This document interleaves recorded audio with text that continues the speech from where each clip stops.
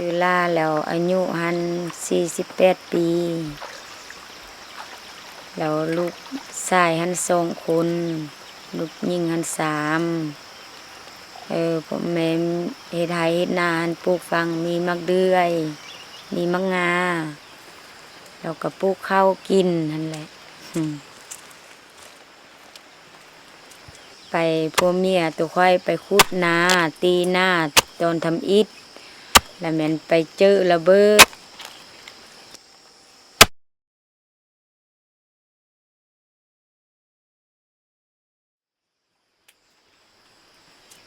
ก็ดีแต่มันบ่แตกซื้อตัวค่อยเส้นซาเจอระเบิดแล้วตัวค่อยก็ย่านเนาะบ่ฮู้น่าจิเฮ็ดแม่น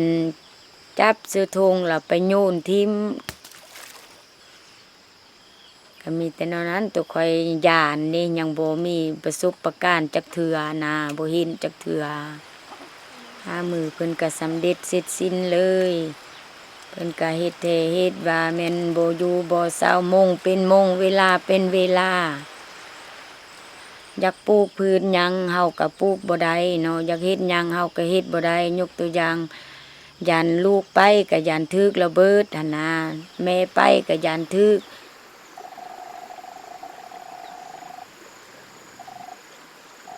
เรื่องแขวงหลวงพระบางนี่เนาะว่าก็แม่นส่วนหนึ่งของประเทศลาวแหละที่มีระเบิดตกค้างหลายกว่าหมู่โดยเฉพาะแม่นเมืองลำบากครับฉะนั้นบ่รวมแล้วเกี่ยวกับความเรียกร้องต้องการในการสมใส่ที่ดินนี่ยังมีหลวงหลายอยู่สปปลาวโดยเฉพาะแม่นอยู่บ้านเนาะอยู่เขตชนบทแต่ว่ามันผัดมีระเบิดตกค้างอย่างหลวงหลายฉะนั้นก่อนนำใส่ที่ดินมันมีความจำเป็นต้องได้เก็บกู้โดยเฉพาะเรื่องงานพัฒนาต่างๆพัฒนาจุดซุ้มพัฒนาเส้นถนนหนทางหรือว่าปลูกสร้างโรงเรียนโรงหมอก็ล้วนแต่ต้องการเก็บกู้ระเบิดทั้งหมดนอกนี้ประชาชนแต่ละครัวเรือนก็มีความจำเป็นที่จะขยายพื้นที่ในการปลูกฝังในการทำการผลิตของเขาเจ้าฉะนั้นในการสร้างแผนนี่โครงการเก็บกู้ระเบิดก็ได้ส่งได้ไปพัวพันกับบ้านกับเมือง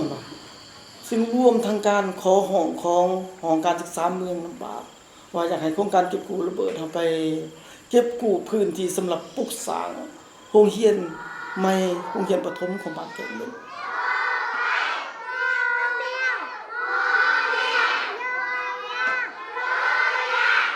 เก็บกู้ระเบิดอยู่พื้นที่จะปลูกสร้างโรงเรียนบ้านแก่นซึ่งมีเนื้อที่หลายกว่า 4,000 ตารางเมตรในการเก็บกู้ระเบิดอยู่พื้นที่ดังกล่าวโครงการเก็บกู้ระเบิดก็พบเห็นระเบิดจำนวน15ลูกอยู่สถานที่นั้นจึงได้ส่งทีมงานไปเก็บกู้และใช้เวลาสุดที่น้อยเพียงแต่ 2-3 วันก็สำเร็จอันนั้นแม่นว่าการที่โครงการเก็บกู้ระเบิดปฏิบัติเวียกไว้เนาะและก็ทันเวลาก็ย้อนว่ามีการร่วมมือที่ดีระหว่างโครงการเก็บกู้ระเบิดแห่งชาติโครงการเก็บกู้ระเบิดประจำแขวงนั้นยังนอนกนะมีความพัฒนาขึ้นหลายย้อนว่ามันได้ดึงดูดเด็กน้อยเนาะบ้านเฮานี่นะถือว่ามาเบิ่งอาคารก็หลังใหม่เด้เนาะสถานที่ก็ถือว่าปลอดภัยแล้วก็โดยเฉพาะหม้อบ้านเนาะหม้อบ้านนักเรียนก็ถือว่าไปสะดวกมาสะดวก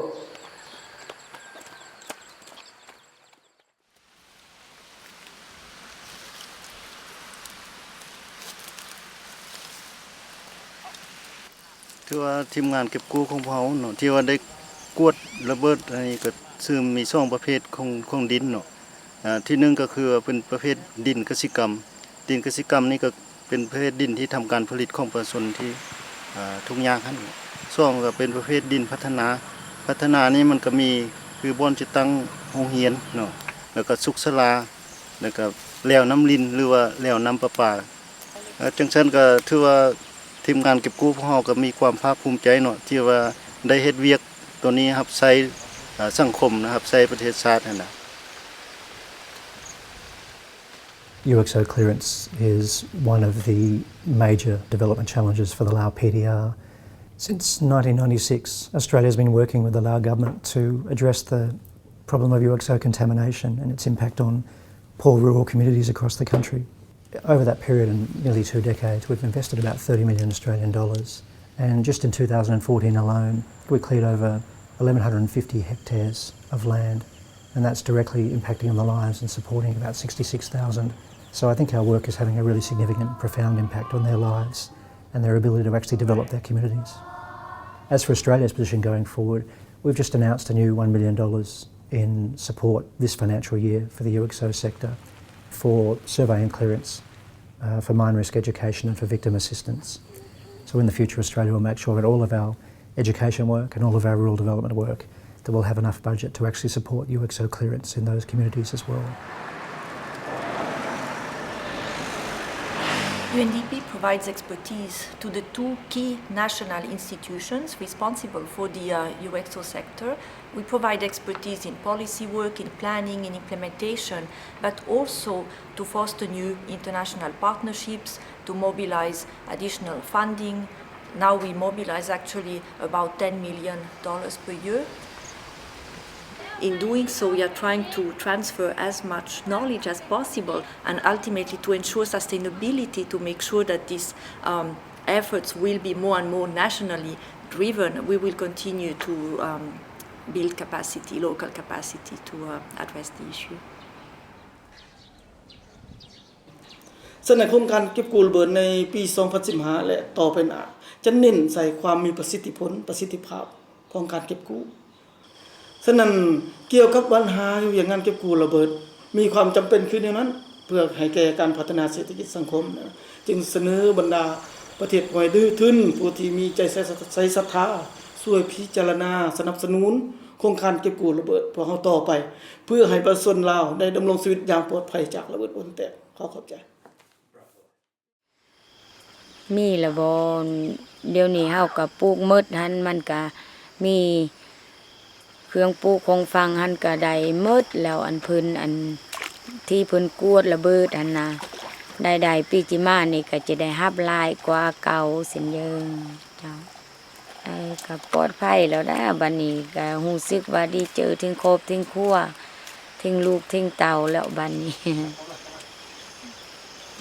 เพิ่นมากวดเด้อล่ะเพิ่นมีโครงการค่อยก็ว่านั่นนี่เพิ่นก็ว่าผู้ใดก็ว่าสิกวดสิขึ้นแผนน้ำเขาเจ้าก็ยังเอามากินเองค่อยละว่านั่นนี่